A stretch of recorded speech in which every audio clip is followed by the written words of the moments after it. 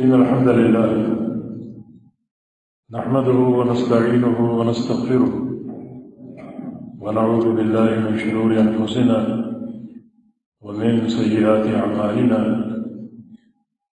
من يهده الله فلا مضل له ومن يضلله فلا هادي له، وأشهد أن لا إله إلا الله وحده لا شريك له، وأشهد أن محمدا عبده ورسوله.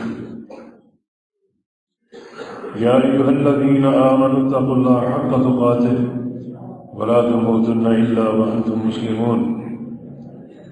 يا أيها الناس اتقوا ربكم الذي خلقكم من نفس واحدة وخلق منها زوجها وبث منهما رجالا كثيرا ونساء، واتقوا الله الذي تساءلون به والأرحام إن الله كان عليكم رقيبا. يا أيها الذين آمنوا اتقوا الله وقولوا قولا سديدا يصلح لكم أعمالكم ويغفر لكم ذنوبكم، ومن يطع الله ورسوله فقد فاز فوزا عظيما. أما بعد، فإن خير الحديث كتاب الله، وخير الهدي هدي محمد صلى الله تعالى عليه وسلم، وشر الأمور محدثاتها، وكل محدثة بدعة، وكل بدعة ضلالة، وكل ضلالة في النار. من يطع الله ورسوله فقد رشد واهتدى، ومن يعص الله ورسوله فقد ضل وغوى. اللهم صل على محمد وعلى آل محمد كما صليت على إبراهيم وعلى آل إبراهيم إنك حميد مجيد. اللهم بارك على محمد وعلى آل محمد كما باركت على إبراهيم وعلى آل إبراهيم إنك حميد مجيد. سبحانك لا علم لنا إلا ما علمتنا إنك أنت العليم الحكيم. رب اشرح لي صدري ويسر لي أمري واحلل عقدة من لساني يفقهوا قولي. أعوذ بالله من الشيطان الرجيم من همزه ونفخه ونفسه. بسم الله الرحمن الرحيم. يا أيها الذين آمنوا اتقوا الله ولتنظر نفس ما قدمت لغد واتقوا الله إن الله خبير بما تعملون. رسول کریم صلی اللہ علیہ وسلم کی ایک حدیث ہے، ما رأيت منظرا قط إلا والقبر أفظع منه. میں نے جتنے بھی منظر دیکھے ہیں، سب سے ہولناک منظر قبر کا ہے. اللہ تعالیٰ نے قبر کو ایک عبرت اور نصیحت کا مقام بنایا ہے، جسے ہم اپنی آنکھوں سے دیکھتے ہیں. فرمایا کہ سب سے ہولناک اور خطرناک جو منظر میں نے دیکھا وہ قبر کا ہے. ابن ماجہ میں حدیث ہے، براء بن عازب کی روایت سے، كنا مع النبی صلی اللہ علیہ وسلم فی جنازہ، ہم نبی علیہ السلام کے اندر ایک جنازے میں تھے اور قبر کھودی جا رہی تھی. فبکا بکاء حتی بل الثرى، آپ روئے اور اس قدر روئے کہ جو سامنے قبر کی مٹی کی ساری بھیگ گئی. اور فرمایا لمثل ھذا فاعدوا، کیا میرے بھائیوں اس گھر کی تیاری کرو. اور ایک حدیث میں لمثل ھذا اليوم فاعدوا، اس جیسے دن کی تیاری کر لو. عثمان غنی رضی اللہ عنہ امیر المومنین جب بھی کسی قبر کے پاس آتے اور قبر کو دیکھتے، یبکی بکاء حتی یبل لحیتہ، اس قدر روتے کہ آپ کی داڑھی بھیگ جاتی اور تر ہو جاتی. پوچھا گیا انت تذکر الجنت والنار ولا تبکی، کہ آپ جنت اور جہنم کو یاد کرتے ہیں، اس قدر نہیں روتے. تو قبر کو دیکھ کر کیوں روتے ہیں؟ فرمایا کہ نبی علیہ السلام کی حدیث یاد آ جاتی ہے کہ القبر اول منازل الآخرہ، کہ قبر قیامت کی پہلی گھاٹی ہے۔ من نجا منہ فما بعدہ ایسر ومن لم ینج فما بعدہ اشد منہ، جو اس گھاٹی میں کامیاب ہو گیا تو اس کے بعد کے سارے مراحل آسان ہوتے جائیں گے، اور جو اس گھاٹی میں ناکام ہو گیا، کامیاب نہ ہو سکا، تو اس کے بعد جو بھی مراحل ہوں گے وہ سخت سے سخت ترین ہوتے جائیں گے۔ یہ قیامت کی پہلی گھاٹی ہے۔ قبر کے حوالے سے کچھ مشاہد نبی علیہ السلام سے پیش کرتے ہیں۔ صحیح بخاری مسلم کی حدیث عبداللہ بن عباس کی روایت سے، مر رسول اللہ صلی اللہ علیہ وسلم بقبرین، کہ نبی علیہ السلام کا دو قبروں کے پاس سے گزر ہوا۔ اللہ تعالیٰ نے بذریعہ وحی آپ کو بتا دیا کہ ان قبروں میں کیا ہو رہا ہے۔ فرمایا کہ انہما یعذبان کما یعذبان فی کبیر، ان دونوں قبروں میں عذاب ہو رہا ہے۔ اللہ تعالیٰ نے مجھے آگاہ کیا ان دونوں قبروں میں عذاب ہو رہا ہے، اور ان کے عذاب کا سبب کوئی بڑا گناہ نہیں، یعنی آسان، اتنا آسان گناہ کہ بچنا اس سے بہت ہی آسان ہے۔ وہ گناہ تو کبیرہ ہے مگر بچاؤ بہت آسان ہے اس گناہ سے۔ وہ گناہ کیا ہے؟ اما احدہما فکان لا یستنزہ من البول، ان میں سے ایک شخص استنجا میں احتیاط نہیں کرتا تھا، پیشاب وغیرہ کی چھینٹیں کپڑے کو لگے، بدن کو لگے، کوئی اس کو پرواہ نہیں ہوتی تھی۔ اور ایک حدیث میں لا یستتر من البول، استنجا میں یہ باپردہ نہیں ہوتا تھا، لوگوں کے سامنے بیٹھے اور کوئی اس کو حیا نہ ہوتی۔ اور دوسرے کے عذاب کا سبب کیا ہے؟ وَأَمَّا الْآخَرُ فَكَانَ يَمْشِي بِالنَّمِيمَةِ، وہ چغل خور تھا، چغلیاں کرنا، کسی کی بات آگے پہنچا دینا، اور لوگوں کے درمیان بچھو کا کردار ادا کرنا، ڈنگ مارتے رہنا، فلاں کی خبر فلاں کو، فلاں کی خبر فلاں کو، تاکہ رنجشیں قائم ہوں، ناراضگیاں کھڑی ہو جائیں اور شکار کی خطرناک صورت بن جائے۔ یہ اس شخص کا کردار تھا۔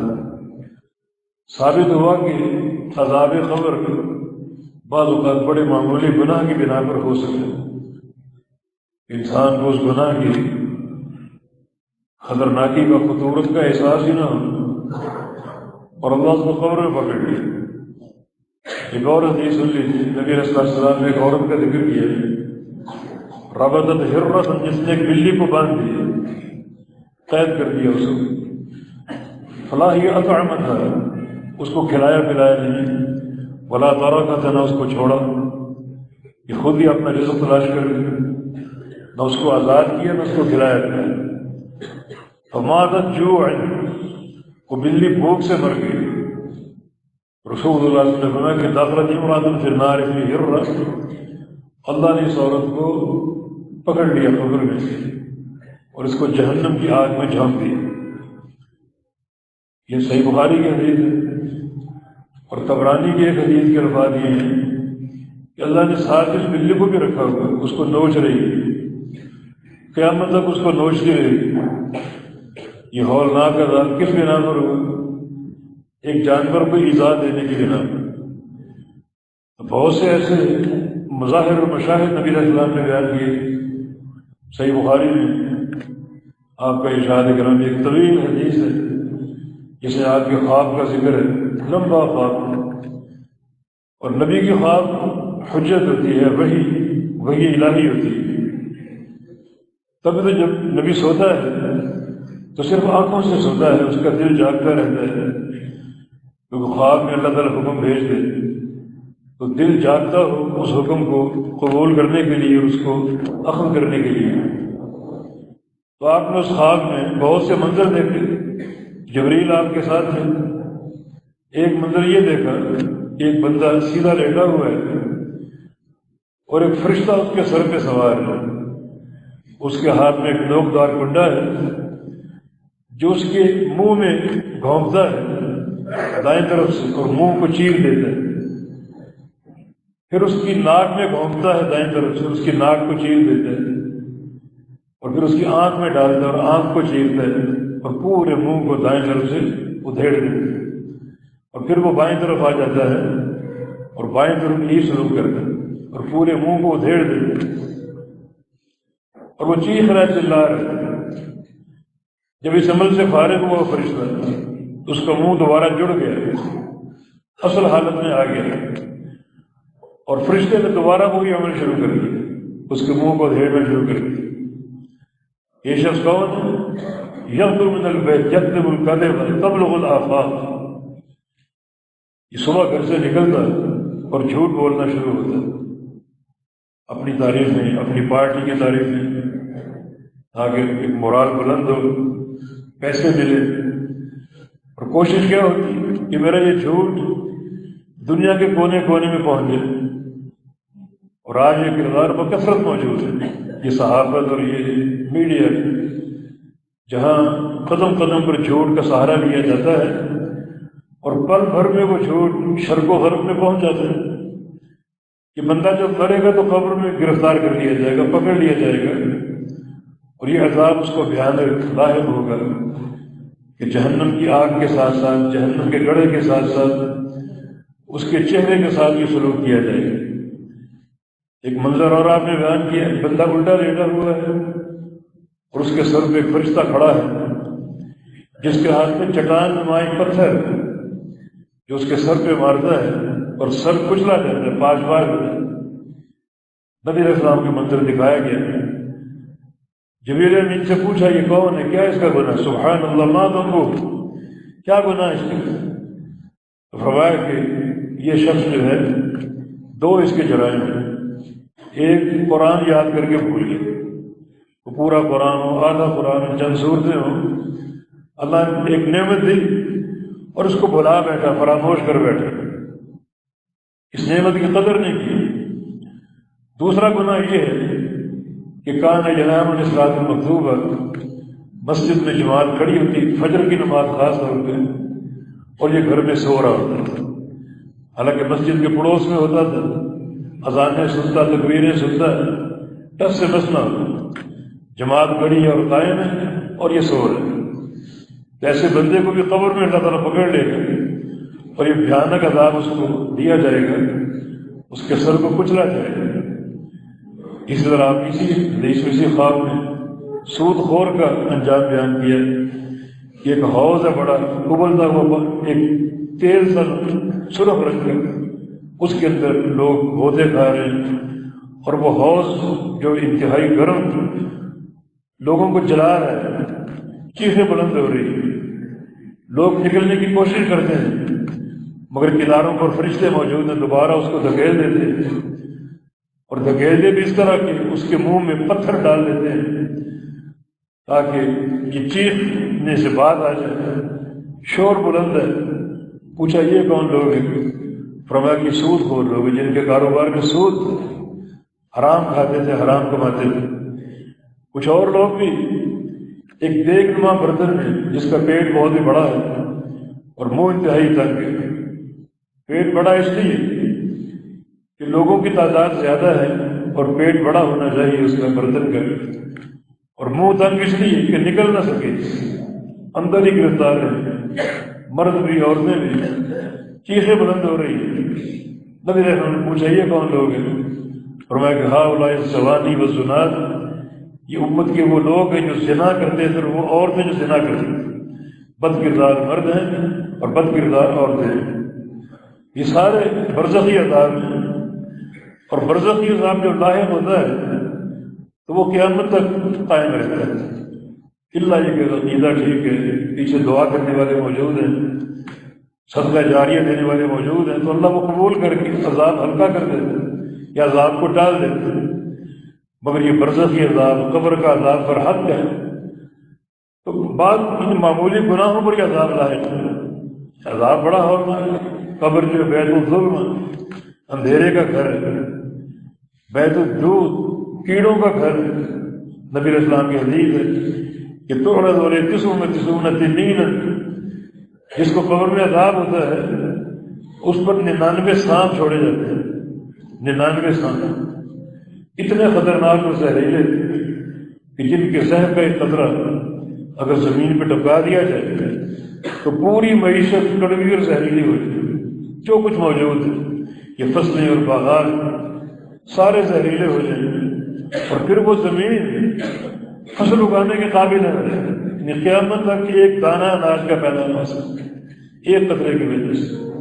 اور جس بندے کے 6 فٹ کے اس ڈھانچے کو 99 سانپ اپنے زہر سے بھریں گے، کیا اس کا عالم ہوگا اور کیا اس کی کیفیت ہوگی؟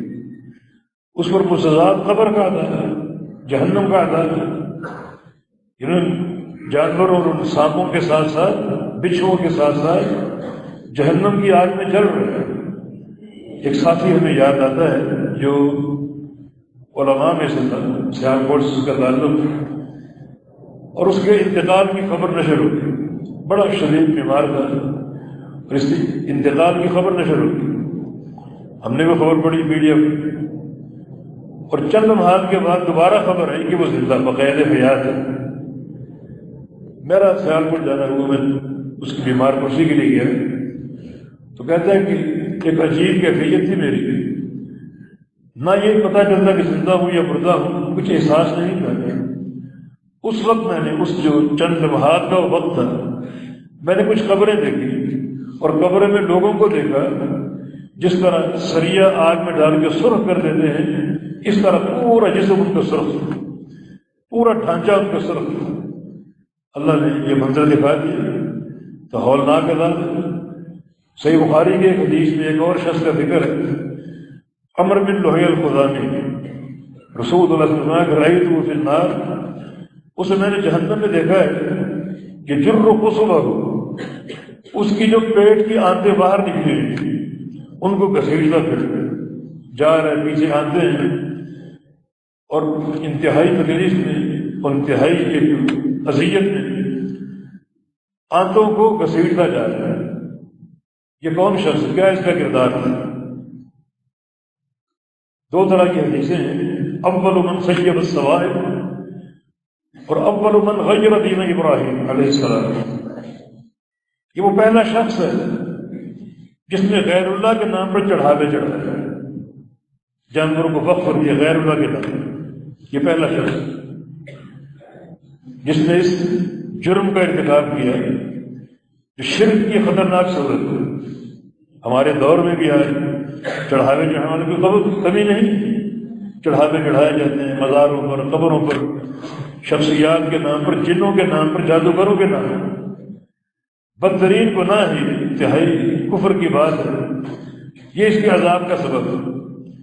دوسرا، اول من غیر دین ابراہیم، یہ پہلا وہ شخص جس نے ابراہیم علیہ السلام کے دین کو عرب کے جزیرے میں تبدیل کی، دین کو تبدیل کی، دین میں تبدیلی پیدا کر، مانا ہولناک جرم ہے۔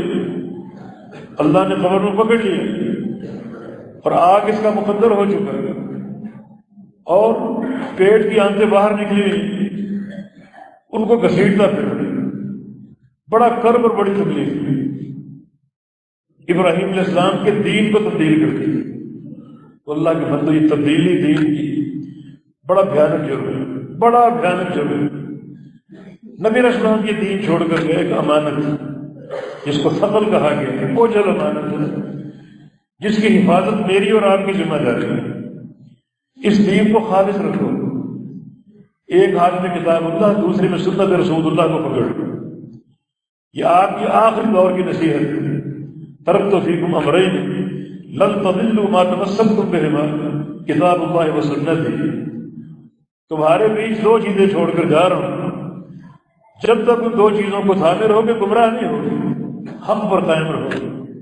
کتاب اللہ، ایک ہاتھ میں قرآن پکڑ لو، بس سنت کی دوسرے ہاتھ میری سنت پکڑو، میری حدیث پکڑو۔ یہ دین خالص ہے، دین خالص کی اساس ہے، اس میں کوئی تبدیلی تغیر نہیں ہے، نہ امکان ہے۔ تغیر پیدا کرو گے تو تغیر آئے گا، تبدیلی ہے۔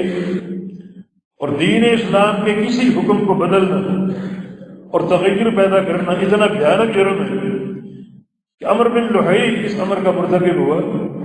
ابراہیم علیہ السلام کے دین کو بدلا اپنے جزیرہ عرب میں، اور اس کا یہ عذاب جہنم میں جھونک دیا گیا، اور پیٹ کی آنتیں باہر نکلی اور ان کو گھسیٹتا پھر رہا ہے۔ قیامت کا ایک اور منظر تبدیلی دین کے حوالے سے، نبی رسول اللہ صلی اللہ علیہ وسلم حوض کوثر میں کھڑے ہوں گے اور آپ کی امت کے لوگ آئیں گے اور آپ ان کو جام کوثر پیش کریں گے۔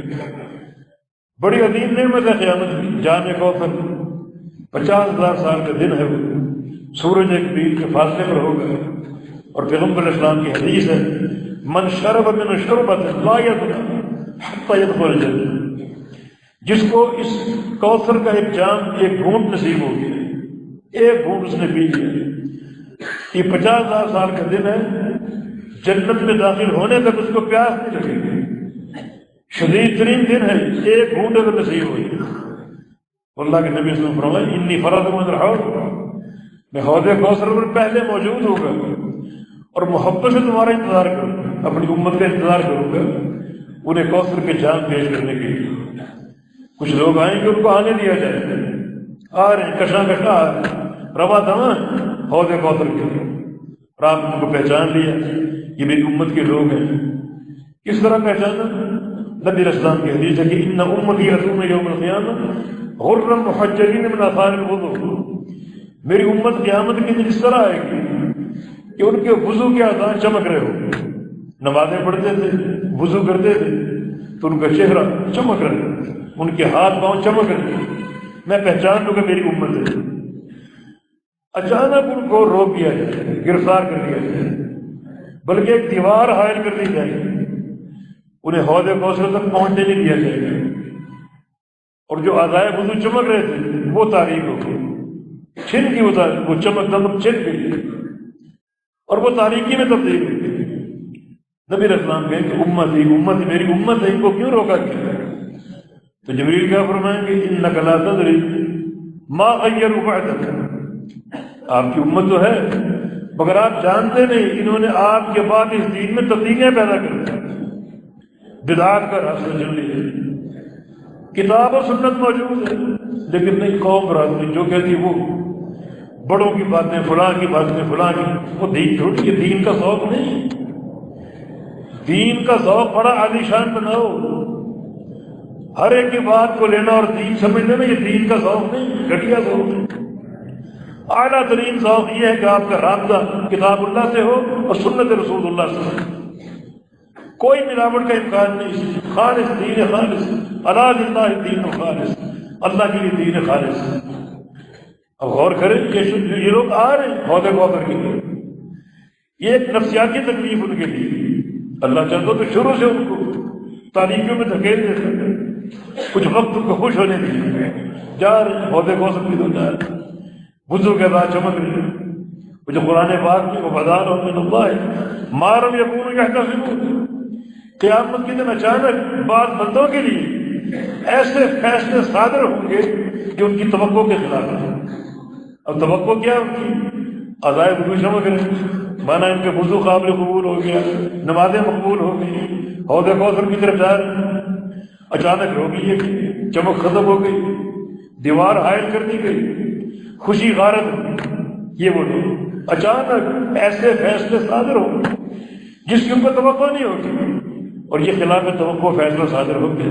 وجہ کیا ہے؟ انک لا تدری ما احدثوا بعدک، آپ نہیں جانتے انہوں نے آپ کے بعد بدعات کا راستہ چلی، نئی باتیں، نئے شوشے انہوں نے منتخب کر لیے، ان کو اپنا لیا اور آپ کے دین کو تبدیل کر دیا۔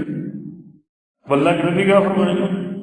ان کی سفارش کریں، حالانکہ اب شفیع المذنبین، شفاعت کرنا آپ کا خاصہ ہے قیامت کے دن کہ شفاعت کریں گے، نہیں، اتنا بدترین جرم ہے کہ اللہ کے نبی بھی فرمائیں گے کہ سحقاً سحقاً لمن غیر بعدی، جنہوں نے میرے بعد میرے دین کو تبدیل کیا، انہیں مجھ سے دور کر دو، ہٹا دو میری نظروں سے، دور کر دو۔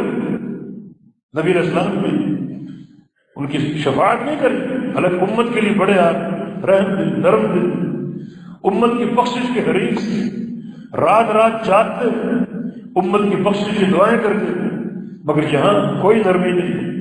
یہ بدعتی ٹولہ دین کو تبدیل کرنے والا، یہ کتاب و سنت اللہ کا نور موجود ہے، اس کی قدر ہی نہیں۔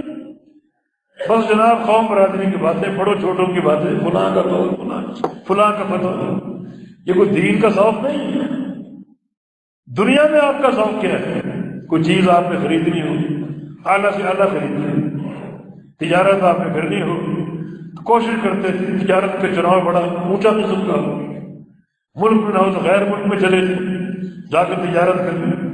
یہ دنیا کا ذوق ہے، اعلیٰ ترین کی تلاش ہے۔ اور دین کا ذوق کیا ہے؟ جہاں سے مرضی ملے بس وہ قابل قبول ہے۔ بھائی دین کی طرف آؤ، دین یہ سب سے ایک بہتر راستہ جس میں اخروی نجات ہے۔ یہ جنت کا پروگرام ہے، اللہ کی رضا کا پروگرام ہے۔ اس میں یہ گھٹیا ذوق چلے گا کہ جہاں سے سنی سنائی بات مل گئی مان لو۔ قبر کا ذکر ہو رہا ہے، یہ برزخی ایک حیات ہے، اور قیامت کا پہلا مرحلہ، پہلا سینہ یہ قیامت کی سیڑھی۔ فرشتے جب سوال کریں گے کچھ لوگ جواب دیں، کچھ جواب نہیں دے پائیں۔ رب کون ہے تیرا، دین کیا ہے، تیرا نبی کون ہے، ہاں نہیں جانتے، نہیں جانتے۔ پھر وہ ایک بات کہیں گے، اس پر غور کرو، سمعت الناس یقولون قولا فقلتہ، مجھے نہیں پتا میرا رب کون۔ حالانکہ سوال بڑا آسان ہے، مگر قبر کا جواب اللہ کی توفیق سے دے، اللہ کی توفیق سے۔ آج جس سے مرضی پوچھے تھے رب کون ہے، اللہ۔ اگر قبر میں اس طرح فوری جواب نہیں ہوگا، قبر کے جواب کے پیچھے آپ کی پوری زندگی کا مجاہدہ ہوگا، پوری زندگی۔ کس کو رب مانا، کس کو مشروع بنانا، کس کو حاجت روا مانا، کس کو معبود حق مانا، کس کو سجدے کیے، کس کے نام کی زبان قربانی دی، پوری زندگی کس سے استغاثہ کیا، کس سے دعائیں کی، پوری زندگی کا مجاہدہ اس سوال کا جواب ہے۔ وہ کہے گا مجھے نہیں پتا، میں نے لوگوں کو سنا، لوگ کوئی یہ بات کر رہا تھا، کوئی یہ بات کر رہا تھا، میں نے اس کو اپنا لیا، یہ اس کا ذوق ہے۔ پھنس گیا خبر۔ وجہ کیا ہے؟ دین کی تبدیلی۔ وجہ کیا ہے؟ لوگوں سے باتیں سیکھیں۔ جہاں کتاب اللہ موجود ہے، سنت رسول اللہ موجود ہے، کوئی جواز بنتا ہے کہ آپ لوگوں سے باتیں سنیں گے، ان کو اپنا لیں، قبول کر لیں؟ نہیں، یہ قبر آپ کی ہے، آخرت آپ کی ہے، وہاں کوئی ساتھ نہیں ہوگا۔ ہجوم دوستان ہے جو رہتا تھا ہمیشہ، وہی شخص آج تنہا جا رہا ہے۔ موت کے ساتھ ہی انسان تنہا ہو جائے، کوئی حمایتی ساتھ نہیں، کوئی باپ بیٹا ساتھ نہیں، بیوی شوہر ساتھ نہیں، اکیلے، سارے مراحل اکیلے طے کریں۔ قیامت کے دن باپ دیکھے گا بیٹے کو بھاگ جائے، بیٹا باپ کو دیکھے گا بھاگ جائے گا، بیوی شوہر سے بھاگے گی، شوہر بیوی سے بھاگے گا، حال تک نہیں پوچھ سکے، اکیلے بھاگے گا، اکیلے مراحل جن کی خاطر آج دنیا داری اپنا رہے ہیں۔ دیکھیں قبر میں کیا شاخ ہے، اور جو جواب صحیح دے پائے گا وہ کہے گا کہ ہمارے پاس اللہ کا رسول ہے، جاءنا بالبینات، دلائل لے کر آئے، کتاب و سنت لے کر آئے، اللہ کی وحی لے کر آئے، اسے ہم نے قبول کر لیا، اسے پڑھا، اس پر عمل کیا، اس کے ساتھ تمسک کیا، یہ لوگ کامیاب ہیں۔ تو خطرناک ترین گھاٹی اپنے سامنے ہم روزانہ دیکھتے ہیں، اپنے بھائیوں کو، دوستوں کو قبر میں اتارتے ہیں، جنازے اٹھاتے ہیں، اور نبی علیہ السلام کی حدیث کہ میں نے جتنے منظر دیکھے سب سے خوفناک منظر قبر کا آتا ہے، قبر کا منظر۔ اس کی ری تیاری محنت، آپ کا حکم بھی ہے لمثل ھذا فاعدوا، اس کی تیاری کر کے آئے، تیاری عقیدے کے ساتھ، اعمال صالحہ کے ساتھ۔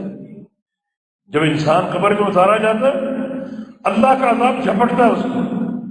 یہ پہلا جو پہلی گھاٹی سمجھ لو، یہ پہلا منظر تک سمجھ لو، قبر میں اتارا جا رہا ہے، عذاب اس پر حملہ کرتا ہے، سارے، وہ نیک ہو یا برا ہو، متقی ہو یا فاجر و فاجر، عذاب اس پر حملہ کرتا ہے، جھپٹتا ہے اس کو۔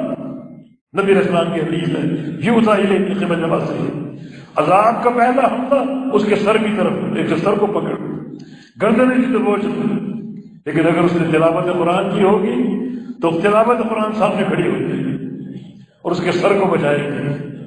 اگر تلاوت کا شوق ہے، کتاب اللہ پڑھنے کا شوق ہے تو وہ سامنے کھڑا ہو جائے گا، رکاوٹ بن جائے گی، اس کو بچائے گی۔ یوسف ابن خبر یہ تھے، پھر عذاب ہاتھوں کی طرف سے آئے گا، پھر رفعت الصدقہ، صدقہ سامنے آئے گا، جو اس نے دنیا میں صدقات دیے اللہ کی راہ میں مال خرچ کیا، وہ سامنے تن کے کھڑا ہو جائے گا اور اس عذاب کو ٹال دے گا، رد کر دے گا۔ اس کی ٹانگوں کی طرف سے عذاب آئے گا، تو ٹانگوں کی طرف سے دو عمل کھڑے ہو جائیں گے، مشرق ادھر مساجد، ایک چل کے جانا مساجد کی طرف نماز کی ادائیگی کے لیے، یہ قدم کے ساتھ پڑھاتا ہے، چلتا ہے، وہ کھڑے ہو جائیں گے۔ اور دوسرا قیام اللیل، ان قدموں پہ کھڑا ہو کے راتوں کو قیام کرتا تھا، تہجد کا اہتمام کرتا تھا، وہ سامنے آ جائے، اور یہ دو عمل اللہ کے عذاب کو ٹالیں گے۔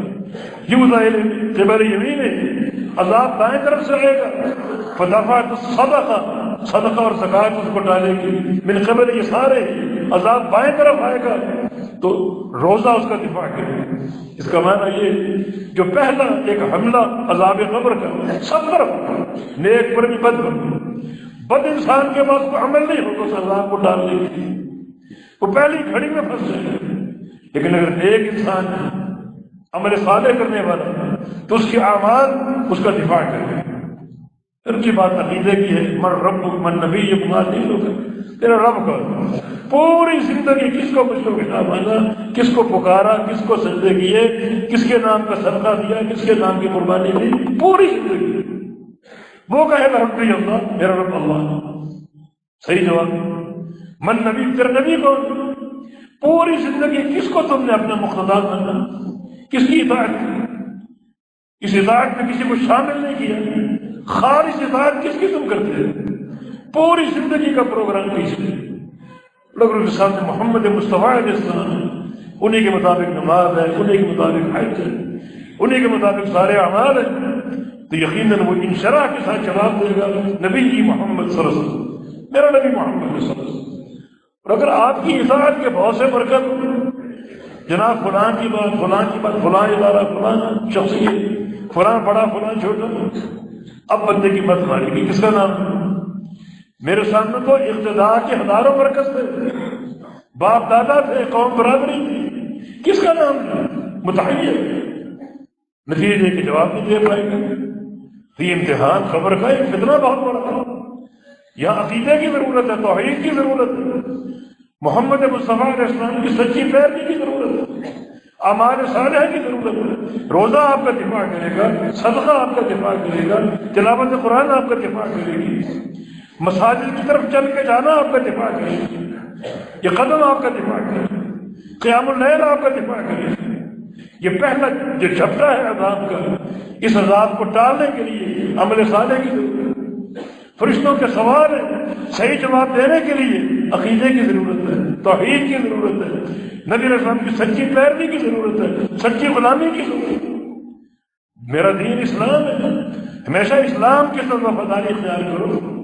دنیا میں نظریات بہت سے ہوں گے، کسی طرف جھانکنے کی بھی کوشش نہ کرو کہ فلاں کا کلچر دیکھو، فلاں کا کل ہم بڑی تعریفیں کرتے ہیں، امریکہ یہ ہوتا ہے، یورپ میں یہ ہوتا ہے، ان کے کلچر کی تعریف، ہندوستان کے ہندوؤں کے کلچر کی تعریف، ان کو اپناتے بھی ہیں، شادی بیاہ کے موقع پر، قبر میں کیا جواب دو؟ ہمیشہ مسلمان ہے، ہمیشہ کے لیے دین اسلام ہمیشہ کے لیے آپ کو اوڑھنا بچھوڑنا ہے۔ نظر ہو تو دین کی طرف ہو، عمل ہو تو دین کے مطابق ہو، اٹھنا بیٹھنا دین کے مطابق ہو، چلنا پھرنا دین کے مطابق ہو۔ آپ کی زندگی کے سارے قضایا اور سارے امور کا حل دین اسلام میں موجود ہے۔ کس طرف جھانکنے کی ضرورت ہے؟ تو اس پہلی گھاٹی کی فکر کریں، یہاں کامیاب ہونے والا مستقل کامیاب اور یہاں ناکام ہونے والا مستقل ناکام۔ اگر کامیاب ہو گیا اگلے سارے مراحل آسان آسان مزید آسان ہوتے جائیں گے، اور اگر یہاں ناکام ہو گیا اگلے سارے مرحلے ناکامی ہولناک اور شدید ترین ہوتے جائیں گے۔ تو نبی علیہ السلام کو ہم لبس لہذا پڑھیں، اس گھر کی تیاری کر کے آؤ، یہ تیاری کے قواعد، ان قواعد پر چلو، ان کو اپناؤ، دین اسلام، اس کے ساتھ چمٹ جاؤ، کتاب و سنت اللہ کی وحی تمسک اختیار کر لو۔ یہ بچاؤ کا راستہ ہے، عافیت اور سعادت کا راستہ ہے۔ اور اللہ تعالیٰ سے توفیق کی دعا بھی کرتے ہیں، اللہ مجھے اور آپ کو توفیق دے، ہمارا تمسک اعتصام کتاب اللہ کے ساتھ ہو، سنت رسول اللہ کے ساتھ ہو، اللہ تعالیٰ عمل صالح کی توفیق دے، وہ اعمال ہم سے کروا لے جو اعمال قبر میں ہماری عافیت اور نجات کا سبب ہو سکتے ہیں۔ اقول قولی ھذا واستغفر اللہ لی ولکم وآخر دعوانا الحمد للہ رب العالمین۔